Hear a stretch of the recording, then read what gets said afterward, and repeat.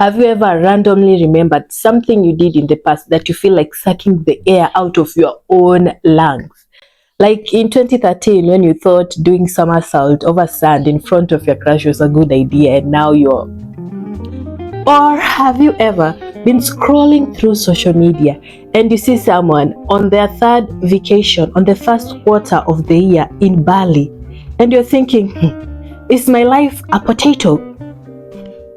In this video today, we're going to talk about things that are out of your control and how to accept them. Number one, the past. Oh, that cringy box where we go to visit things that we want to laugh about and hold ourselves like this to cringe about.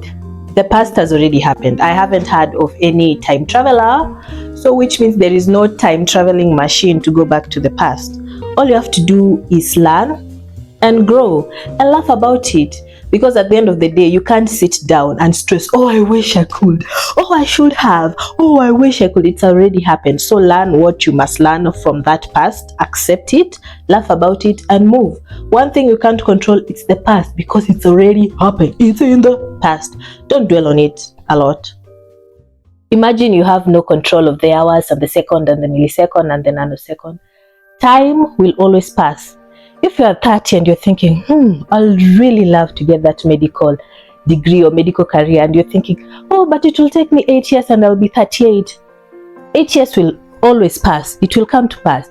And in 8 years, you'll be 38. So why not make use of the time? You'll be 38, but a doctor. Or do you want to be 38 and still regretting, oh, I wish I knew? Let go of your need and desire to control time. It's beyond us. We cannot stop time. Oh, how we wish we could stop time. Or how we wish we could make time go faster. Time is a master of its own. All we have to do is make use of it and hold on to the rest. You can never and you will never have control and authority of how someone will see a different thing, how they will have opinion. Have you ever done something so ordinary and then you find these negative critics on your comment section, or imaginary critic? You've done something and you feel like the whole world is judging you. Number one, nobody actually cares. People are so obsessed and they are thinking about themselves and what they're going to do next to actually care about you. And number two, if you find some negative criticism, it shows more about them than you, and you can't control how they will react. All you have to do is think if you're going to take it as a constructive criticism and work on yourself, or just know it's about them and not you. It's about your journey.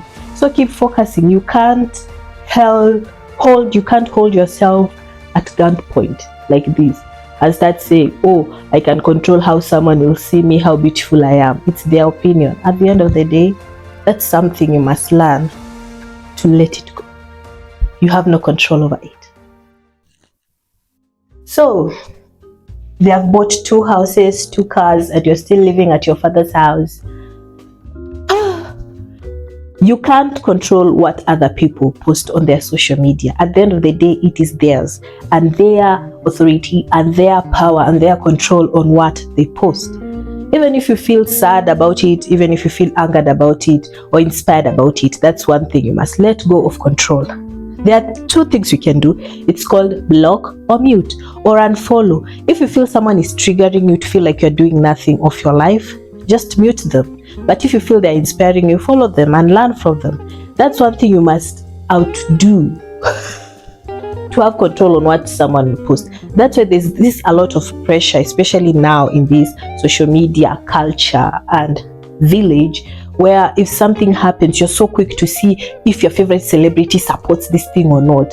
Address it. You have no authority, you have no control of what other people post online. You have control of what you post online. Other people's feeling. That is something you can't control, how you make others feel.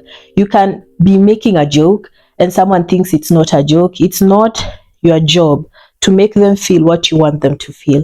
If someone feels hurt and that was not your intention, it is not your job to make them feel that you are not trying to hurt them. I've made a video on that. You can check it and see what I'm trying to say. Something beyond our scope, something beyond our control is how other people feel. You remember that guy that kissed you and you made a joke and they felt it was not funny, that you bruised their ego? You actually did that. Bruise their ego. You don't get to control how people feel. That's the term they say, validate other people's emotion. I know you feel hurt. I didn't intend on making you feel hurt. So that's one thing you must undress, unclog, and rewire yourself, that you can't control other people's emotions. The only control to these things that you cannot control is how you choose to react to it, which means you have to train your mindset to see these things that are beyond your control. So how do you react to them? Do you let it go? Do you carry on the weight? The choice is yours. Let me know in the comment section, what are other ways or other things that are beyond your control, and let us stop forcing control over them.